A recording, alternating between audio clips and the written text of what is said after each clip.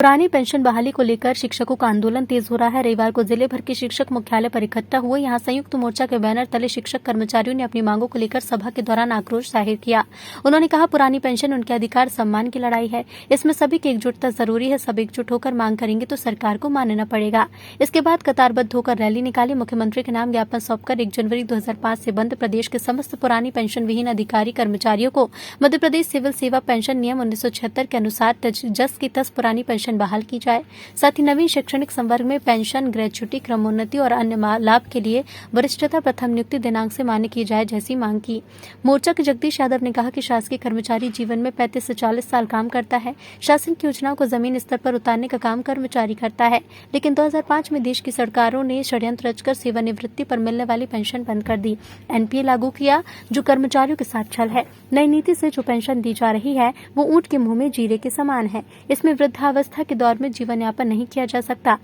जनता की सरकार है तो सभी को समान रूप से सुविधाएं मिलनी चाहिए। संपादक ममता सिंह की खबर।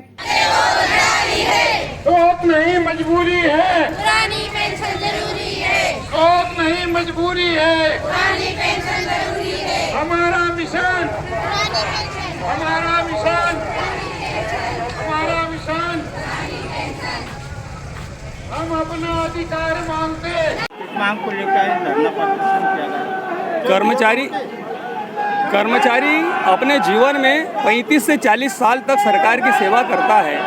इस दौरान सरकार की जो लोक कल्याणकारी योजनाएं रहती है उनको जमीन तक उतारने का काम यदि कोई करता है तो वो कर्मचारी करता है। लेकिन जब वो सेवानिवृत्त होता है, रिटायर्ड होता है, तो 2005 के बाद में देश की सरकारों ने एक ऐसा षड्यंत्र और एक ऐसी चाल चली है जिसके परिणाम स्वरूप कर्मचारियों को पेंशन मिलना बंद हो गई और उन्होंने उसकी जगह पर एनपीएस चालू कर दिया है, जिसके तहत कर्मचारी के वेतन से कटता है पैसा, उतना ही पैसा सरकार मिलाती है और बाद में वो पैसा भी पूरा रिटायर होने पर नहीं मिल पाता, जिसके कारण मध्य प्रदेश ही नहीं देश के विभिन्न राज्यों में कई हमारे कर्मचारी भाई और बहन जब रिटायर्ड हो रहे हैं तो उनको 700, 800 और 1000 रुपये पेंशन प्राप्त हो रही है। जीवन के अंतिम मोड़ पर 60 साल की सेवा करने के बाद में व्यक्ति की कंडीशन ये हो जाती है कि उस समय 2000 की तो महीने की दवाई आती है। जब दवाई का खर्चा नहीं उठा पाएगा तो बताओ अपने जीवन यापन कैसा कर पाएगा।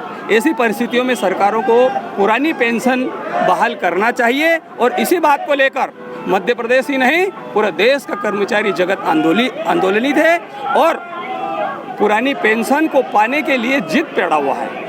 यदि हमारी पेंशन, कर्मचारियों की पेंशन यदि न्याय संगत नहीं है और देश हित में यदि नहीं है तो मैं मीडिया के माध्यम से, आप लोकतंत्र का चौथा स्तंभ है, आपके माध्यम से ये प्रश्न समाज के सामने खड़ा करता हूँ कि क्या माननीयों को पेंशन मिलना देश हित में है क्या?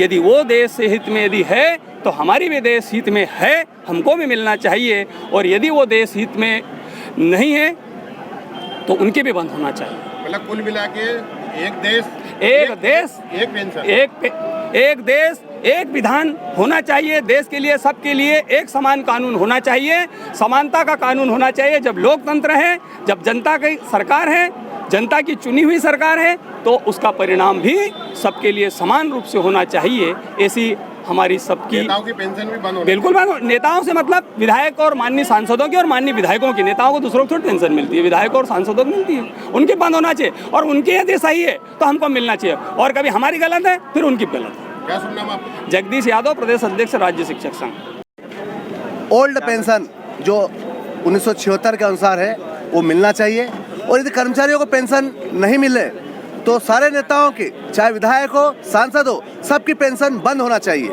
यदि हमको पेंशन नहीं, 40 साल की सेवा के बाद हमको पेंशन नहीं तो 5 साल विधायक और मंत्री रहने के बाद, सांसद रहने के बाद उनको पेंशन क्यों?